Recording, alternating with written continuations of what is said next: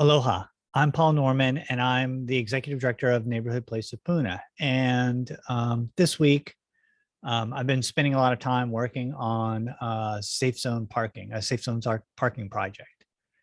And it just reminded me about the importance of coalitions and working with partners and groups across an entire community.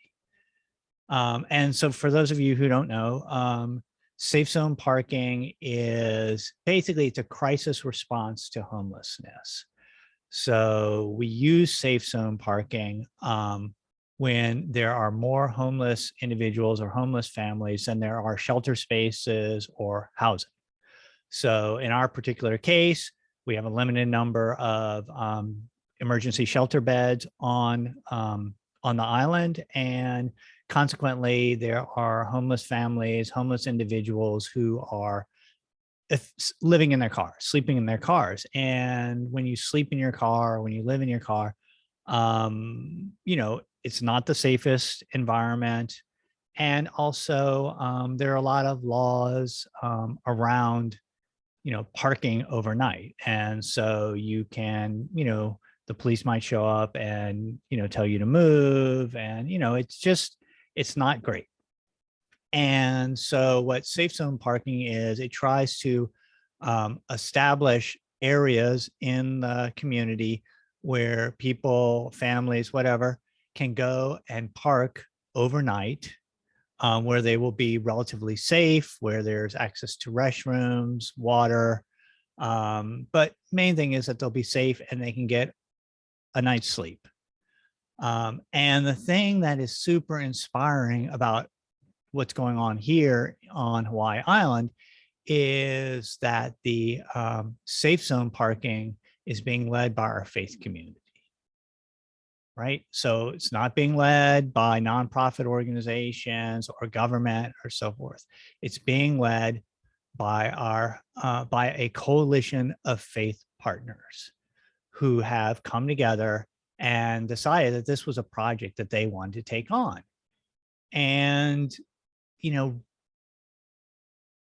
this didn't just arise out of nowhere. So this is the fruit of many years of coalition work, and basically multiple coalitions interacting with one another. So to just give you a little bit of history, was several years ago, the local government and some of the nonprofit providers felt like we needed to have our faith partners at the table to address some of the issues around homelessness and poverty in kind of a coordinated way. Of course, there are many churches that are doing great work, but they tend to do it on their own. And so we organized a summit, a faith summit on homelessness, on housing and homelessness. And that was great. It definitely brought faith communities to the table to start having discussions. And then the next year, this is the inspiring part, is that the local government and the nonprofit provider stepped into the background, and the next year the faith summits were led by two different faith coalitions. So for those of you who don't know, it's Hawaii Island. It's a really big island, and it's basically kind of divided east-west. So there was a coalition, a well-established coalition on the east side that hosted the east side summit, and then a newly formed coalition of faith partners on the west side that hosted the west side one. And again, the idea here was to kind of educate our faith partners. What are the issues around homelessness? What are the services already provided? What is the best practices around addressing homelessness? And they were great. They were really just super inspiring. We had faith communities from across the island coming, and just inspired about the work of addressing homelessness, and particularly addressing family homelessness. And out of those two those two summits, there began to be discussions around issues of creating more family shelter. So on the west side, there was not, at that time, there was not an emergency family shelter. On the east side, very limited. And also the nonprofit coalition of homeless providers also began to invited the faith leaders to come and join the coalition in a very active way. And these conversations, this coalition work of meeting, every month, sometimes multiple times a month, bore a tremendous amount of fruit. So out of this, we now have a family homeless shelter on the west side and the east side. The east side one was specifically built by a particular faith community, and then managed by a nonprofit. We have safe zone parking in the east, which has been on the east side, which has been running for a couple of years, and now starting on the west side. And we've recently, on the east side, the faith community has recently started a fund to help fund projects that will lead to ending family homelessness in our community, right? So that was several years of work. And, we have to be super honest that coalition work is hard, right? So coalition work, effective coalitions are about change. And we all know change is hard, right? There's resistance to change. You're asking people when you ask them to change, you're asking them to go from what is known and comfortable to what is unknown. And even if that unknown future might be better, it's still unknown and scary, right? And then when you start talking about making change across an entire community, you're asking lots of groups of people to make those changes. And that's really hard. And you cannot do it alone.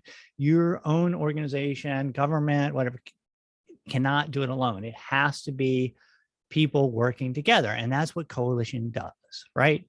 So it brings people together. It brings groups together to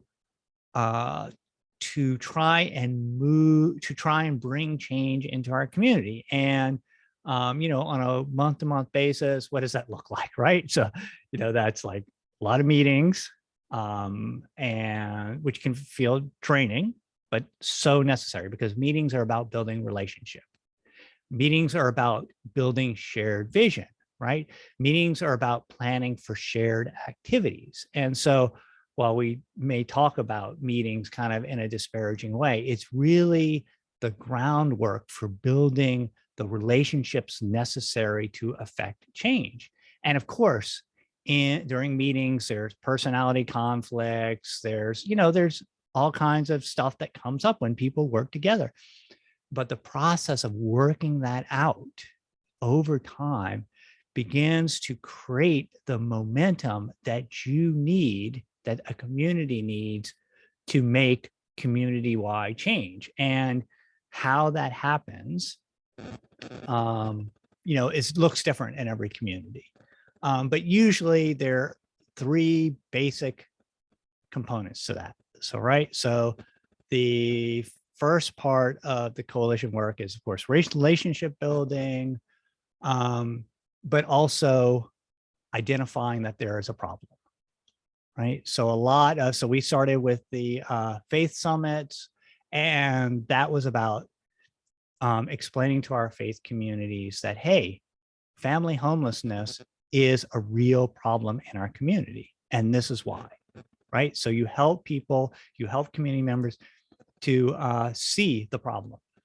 And then the next phase is, once you really see the problem, once you've understood that there is a problem, you as a coalition begin to work together to identify the solution, or to come up with the vision or the way forward, right? So this is the part where you start to figure out how to affect change, because it doesn't do any good to just identify the problem, right? There are tons of problems, but if there's no solution, that has no value. So, a really important part of coalition work, of coalition building, is once you've identified the problem, is you need to identify the solution, right? Or at least the vision of a solution. So in our case, we do a lot of work around ending family homelessness, right?